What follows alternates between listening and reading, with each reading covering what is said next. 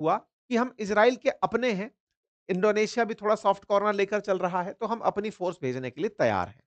हमारा तो असल उद्देश्य इन लोगों को पहचानना है कि इनको कहाँ जाके कुटाई खानी है। तो देखो पाकिस्तानियों को हाल ही में जो इज़्ज़त प्राप्त हुई by the grace of peace president, तो उनकी वजह से जो इज्जत प्राप्त हुई, इनके हौसले चढ़े हुए थे। इनको लगा कि अब जाकर के हम इज़राइल से सीधा झगड़ सकते हैं। क्योंकि पाकिस्तानी बड़े फ़क्र से अपने पासपोर्ट पर लिखते हैं कि हमारा पासपोर्ट इज़राइल में मान्य नहीं होगा। मतलब ये this passport is valid for all countries of the world accept Israel. मतलब ये इज़राइल को रिकॉग्नाइज़ ही नहीं करते। और पाकिस्तान में इज़राइल के खिलाफ और गाज़ा के समर्थन में खूब रैलियाँ निकलती हैं। हमने इस पर हुए हाल ही के प्रोटेस्ट भी आपको बताए थे। मतलब कुल मिलाकर पाकिस्तान का टोटल सपोर्ट गाजा के साथ है और इसी के चलते वो लगातार इस बात को मंच पर उठाता रहा है कि इजराइल को रोको साहब। अच्छा, ऐसे चलते में कई सारे ऐसे प्रोडक्ट्स जिन पर इजरायली कंपनियों का योगदान है, उनका प्रोटेस्ट भी यहां पर लगता रहता है। खैर कोई बात नहीं। इनको अब एक बड़ी दिक्कत हो सकती है और वो ये कि जब इजराइल अपने दुश्मनों को कहीं नहीं छोड़ता, फिर चाहे वो कतर का मामला रहा हो, थोड़े दिन पहले आपने देखा भी होगा, शहबाज शरीफ ने एक गलती की थी जब कतर के ऊपर हमला हुआ, तो ये जाकर के खड़े हुए और जाकर के पूरे देशों के साथ मिलकर के ट्रंप से मिले और टू स्टेट सॉल्यूशन को सजेस्ट करके चले आए। तो इस बात पर इनके मिनिस्टर को आकर के संसद में ये सफाई देनी पड़ी थी कि साहब हम इजराइल को नहीं मानते, वो तो पता नहीं हमारे पीछे से ट्रंप साहब ने कुछ और ही पोस्ट कर दिया, वो हमको नहीं दिखाया था, वो उन्होंने कुछ और पोस्ट कर दिया, इस पर हमने पलट गया पाकिस्तान करके सेशन भी किया था। फिलहाल के लिए ये फिर से निकल कर आए हैं। इनसे इस अक्टूबर की शुरुआत में पूछा गया कि ट्रंप ने जो कहा है कि पीस की फोर्सेस भेजेगा, आईएसएफ भेजेगा, क्या तुम अपने आदमी भेजोगे? तो इन्होंने कहा हाँ, हाँ, हमारे सीनियर्स डिसाइड करेंगे कि भेजना चाहिए या नहीं भेजना चाहिए। अब खबर निकल कर आ रही है कि इनके सीनियर तो यही है। इनके यहाँ तो सब सेना डिसाइड करती है और सेना डिसाइड करती है तो सामने एक सुपर सीनियर बैठा हुआ है। वो ये डिसाइड करता है कि कौन सा देश कौन सी चाल चलेगा। भई वो तो अमेरिका से सबको नजर टाइट करके रखता है ना। उसका नाम इज़राइल है।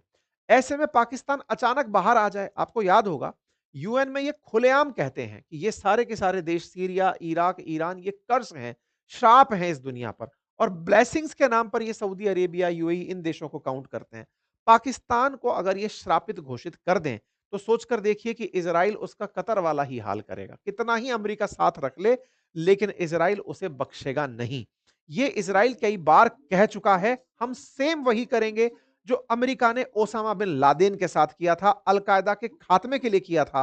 हम अपने दुश्मनों के खात्मे के लिए, हमास के खात्मे के लिए दुनिया के किसी भी देश में स्ट्राइक करेंगे, नेतन्याहू ये बोल चुके हैं।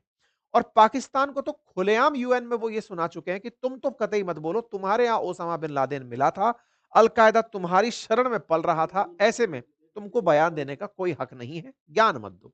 कतर को तो ट्रंप मना ले गए, लेकिन पाकिस्तान को कौन मनाएगा या फिर पाकिस्तान के हालात को कैसे कोई समझाएगा?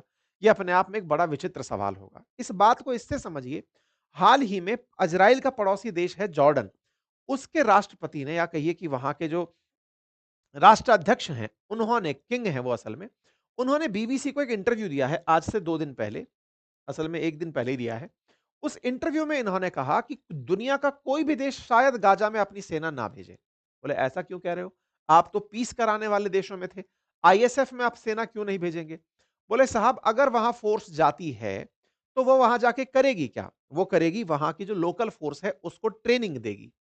अगर उनकी ट्रेनिंग में इजराइल से उनकी सुरक्षा भी शामिल हो गई, तो हम इजराइल के खिलाफ उनको तैयार करेंगे और इजराइल के खिलाफ तैयार होते ही तो हम दुश्मनी इजराइल से क्यों खामखा मोल लेंगे। इजराइल फिर हमें, और ये इंटरव्यू बहुत वायरल हो रहा है किंग ऑफ जॉर्डन का, इन्होंने कहा देखो हम इजराइल के पड़ोसी हैं, हम अपनी फोर्सेस नहीं भेजेंगे, चाहे शांति ही क्यों ना आती हो उस फोर्स से हम नहीं भेजेंगे, क्योंकि इन्हें स्पष्ट पता है कि वो इजराइल से दुश्मनी लेने जैसा होगा। इन्होंने पब्लिकली दुनिया के सामने ये बात अपनी तरफ से रखते हुए कहा कि भाई मैं इस बात को लेकर के बहुत ही ज्यादा अनसर्टेन हूं कि कोई भी देश अपनी फोर्सेस यहां भेजेगा, जबकि एक किंग खुद सेना के साथ में युद्ध अभ्यास करते हैं।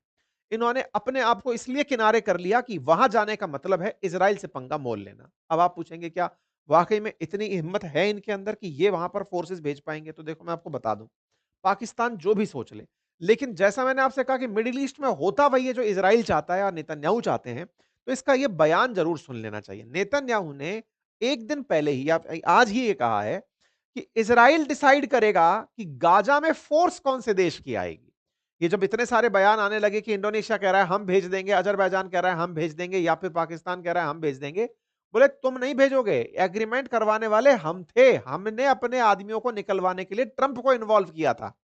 अब इस देश के इस गाज़ा के अंदर कौन से देश की फ़ोर्सेस आएगी ये हम डिसाइड करेंगे। नेतन्याहू ने पब्लिक कर दिया है। Israeli Prime Minister Benjamin Netanyahu say Israel will have veto power over which countries can join a planned international security force in Gaza। इसका मतलब पाकिस्तानियों का जो सपना 2 दिन से चल रहा था कि अब तो गाजा में जाएंगे और वहां जाकर इजराइल के खिलाफ खड़े हो जाएंगे और अपनी न्यूक्लियर वेपन ताकत दिखाएंगे। उनको संदेश आ चुका है कि सुनो, तुम डिसाइड नहीं करोगे, डिसाइड हम ही करेंगे। देखो मैं तो बहुत पहले से कह रहा हूं, मिडिल ईस्ट के अंदर ये सोच सारा खेल हुआ है, ये केवल और केवल दुनिया को बरगलाने के लिए था। अल्टीमेटली ये पूरी तरह से गाजा को कंट्रोल करेंगे, वेस्ट बैंक को कंट्रोल करेंगे और अमेरिका इनके साथ ही है, वो केवल दिखावा कर रहा है। फिलहाल के लिए यही है ऑब्जर्वेशन। बाकी आप लोग इस विषय पर क्या सोचते हैं, अपनी राय जरूर बताइए, क्योंकि इजराइल अभी भी येलो लाइन के पीछे खड़ा हुआ है पूरी तरह से। क्यों खड़ा हुआ है? क्योंकि हमास ने अपनी तरफ से वेपन गिराने से इनकार कर दिया है। 20 मांगों में से जो अमेरिका ने रखी थी, उनमें से एक था कि हमास अपने वेपन हटा देगा। इन्होंने साफ मना कर दिया, सब हम हथियार नहीं छोड़ेंगे। तो ट्रंप के लिए वो एज इट इज शर्त तोड़ने जैसा है। 20 जिंदाओं को वापस लाया जा चुका है, आधे मृतक भी वापस आ चुके हैं, तो बंधक लगभग इजराइल के पास वापस आ चुके हैं।